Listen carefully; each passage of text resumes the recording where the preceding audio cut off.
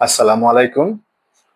Hello viewers, আপনারা যে যেখান থেকে শুনছেন আশা করি সবাই ভালো আছেন। আমি ডাক্তার নওরোজ আহমেদ রায়হান, মেডিসিন ও বক্ষবিদ্যা বিশেষজ্ঞ হিসেবে কাজ করছি ঢাকা জাতীয় বক্ষবিদ্যা ইনস্টিটিউট হসপিটালে। যারা দীর্ঘমেয়াদী শ্বাসকষ্ট রোগে ভুগছেন, যাদের দীর্ঘমেয়াদী শ্বাসকষ্ট হচ্ছে, কাশি হচ্ছে, বারবার হসপিটালে ভর্তি হওয়া লাগতেছে, তাদের কিছু খাবারের বিষয়ে আজকে পরামর্শ দিব। কিছু খাবার খাবেন না এবং কিছু খাবার বেশি করে খেতে হবে। সংক্ষেপে যদি বলি তাহলে শর্করা জাতীয় খাবারের পরিমাণ কমিয়ে দিবেন, আমিষ বেশি খাবেন এবং পরিমিত নির্দিষ্ট মাত্রায় ফ্যাট বা চর্বি জাতীয় খাবার খেতে হবে।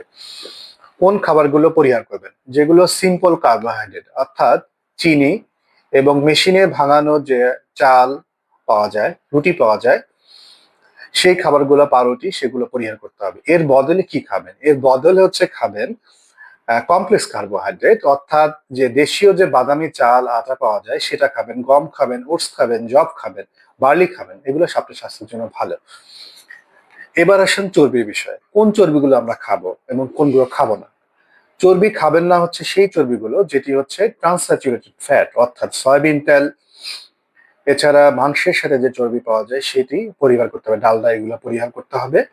খাবেন যে ফ্যাটগুলো সেগুলো হচ্ছে ভেজিটেবল অয়েল, তারপরে ফিশ অয়েল অর্থাৎ মাছ থেকে যে অয়েলটা তৈরি হয় সেই অয়েলগুলো খেতে পারেন। এছাড়া প্রচুর পরিমাণ বাদাম খেতে পারেন, অ্যাভোকাডো খেতে পারেন। এছাড়া খাবেন না হচ্ছে সেই খাবারগুলো, যেই খাবারগুলো খেলে আপনার শরীরে অতিরিক্ত পরিমাণে গ্যাস তৈরি হয় অর্থাৎ ভাজা পোড়া খাবার। এবং আগে যে বলেছি যে সিম্পল কার্বোহাইড্রেট সেই খাবারগুলো খাবেন না। এছাড়া কিছু সবজি আছে যেগুলো খেলে আপনার শরীরে প্রচুর পরিমাণে গ্যাস হতে পারে, এই খাবারগুলো খাবেন না।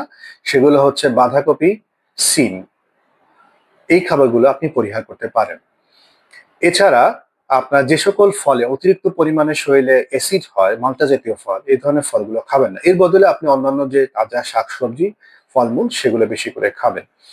আমিষ জাতীয় খাবারের ভিতর থেকে আপনি প্রচুর পরিমাণে মাছ খেতে পারেন, দেশি মুরগি খেতে পারেন, পরিমিত পরিমাণ মাংস পরিমাণ খেতে পারেন, ডিম খেতে পারেন। এটি আপনার স্বাস্থ্যের জন্য ভালো।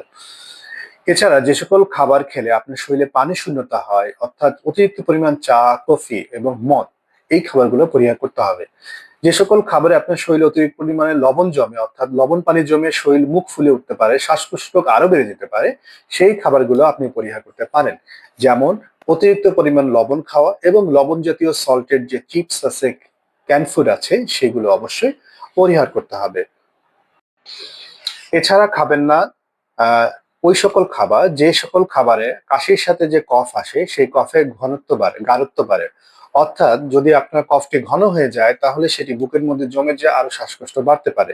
শরীরে কফের যে আমাদের কফ আছে সেটিকে আরো বেশি ঘন করতে পারে দুগ্ধ জাতীয় খাবার অর্থাৎ দই, পনির, দুধ ইত্যাদি।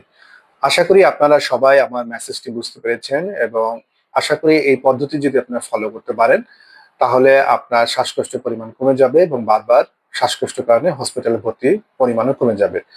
আশা করি সবাই বুঝেছেন এবং সবাইকে এই ভিডিওটি শেয়ার করে জানার সুযোগ করে দিন। আপনাদের জন্য শুভকামনা এবং দোয়া রইল। আমার জন্য দোয়া করবেন। ভালো থাকবেন।